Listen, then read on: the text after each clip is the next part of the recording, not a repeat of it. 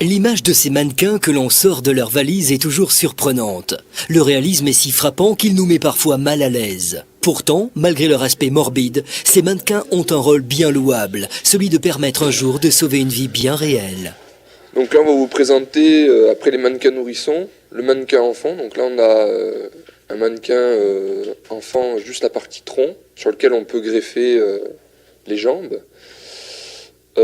L'enfant secourisme, c'est... Nous sommes ici à la ferme Saint-Martin au Cap d'Agde, dans les locaux de l'association agatoise de sauvetage et de secourisme.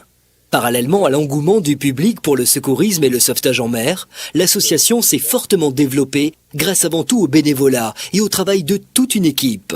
L'association agatoise de sauvetage et de secourisme est issue d'un lien humanitaire qui a traversé depuis les années 64 la création par M. Victor Pouget, avec une équipe de jeunes volontaires qui aiment leur boulot. Et actuellement, il y a 33 moniteurs de secourisme qui œuvrent à l'association, 3 instructeurs qui chaque année se recyclent, prennent des congés pour faire des formations d'AFPS, de CFAPS, de surveillant de médiane, tous les diplômes qui actuellement sont dans le secourisme. On est peut-être l'association la plus en pointe dans l'Hérault, mais par son côté humain, c'est-à-dire une équipe de jeunes qui vient là pour faire passer le message à d'autres jeunes. Et c'est pour ça que ça continue et l'équipe se renforce. Cette année, l'équipe a formé 760 diplômes. C'est pas rien, ça représente un monument d'heures de bénévolat, des week-ends, des vacances sacrifiées pour pouvoir former tous ces jeunes. Voilà ce qu'est un peu l'association agatoise de sauvetage et de secourisme. L'association enchaîne les stages de formation à un rythme soutenu depuis l'attestation de formation au premier secours jusqu'au brevet national de moniteur.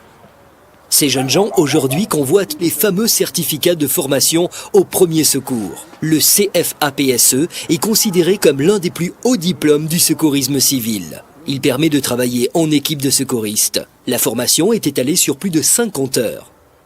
Le secouriste n'est ni médecin ni infirmier. Il est le premier maillon de la chaîne des secours et doit connaître les gestes efficaces, agir rapidement et garder son sang-froid.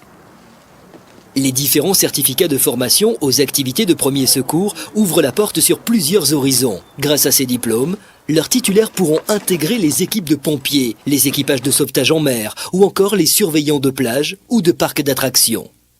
80%, je pense, des personnes qui viennent en formation au sein de l'association sont destinées à travailler et intervenir sur des postes de secours, que ce soit dans des milieux associatifs ou dans des milieux professionnels. Donc je pense notamment pour la surveillance des plages l'été.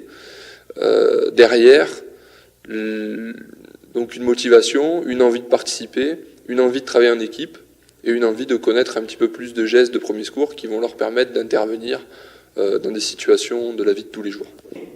Une formation particulièrement intense placée sous la direction d'instructeurs nationaux et d'un médecin membre de cette même structure. Le médecin vient en complément donc de l'enseignement des moniteurs spécialisés donc dans l'enseignement du CFAPSE pour apporter donc des précisions sur les mécanismes physiologiques et physiopathologiques de l'arrêt cardio-ventilatoire. Le médecin est là aussi pour donner quelques précisions sur les exceptions que peuvent rencontrer les secouristes dans les cas de leur pratique quotidienne. Aujourd'hui, l'association agatoise est particulièrement fière de ses résultats dus essentiellement à la qualité des formateurs, de l'encadrement et de son administration, mais aussi avec le souci constant de coller à la modernité et à l'évolution des techniques et des nouveaux matériels. Le secourisme est une nécessité universelle. Son rôle est primordial car il permet, grâce à des gestes simples, réalisés rapidement, de préserver la vie et la santé d'une personne victime d'un accident. C'est aussi un apprentissage des valeurs morales et éducatives, où la notion d'aide et d'assistance est omniprésente. Des valeurs et une expérience qu'ici, on continue comme par le passé, à transmettre de génération en génération.